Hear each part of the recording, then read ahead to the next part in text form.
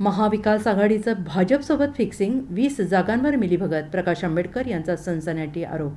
ऐन लोकसभा निवडणुकीची रणधुमाळी सुरू असतानाच वंचित बहुजन आघाडीचे नेते प्रकाश आंबेडकर यांनी महाविकास सनसनाटी आरोप केलेला आहे. महाविकास आघाडीने भाजपसोबत लोकसभेच्या 20 जागांवर फिक्सिंग केल्याचा गंभीर आणि सनसनाटी आरोप प्रकाश आंबेडकर यांनी केलेला आहे. कल्याण, बीड, बुलढाण्यासह 20 जागांवर महाविकास आघाडीने फिक्सिंग केल्याचा आरोप आंबेडकर यांनी केल्याने एकच खळबळ उडाली आहे. प्रकाश आंबेडकर यांनी पत्रकार परिषद घेऊन हा सनसनाटी आरोप केला. यावेळी त्यांनी कोल्हापूरचे महायुतीचे उमेदवार संजय मंडलिक यांना चांगलंच फटकारलं.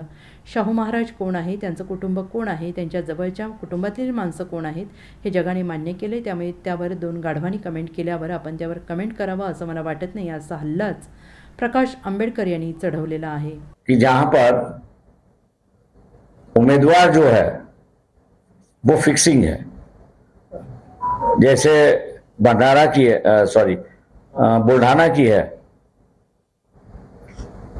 ओल्ड शिवसेना का कैंडिडेट जाधव एकनाथ शिंदे के साथ है, उसी को उम्मीदवारी दी है एकनाथ शिंदे ने।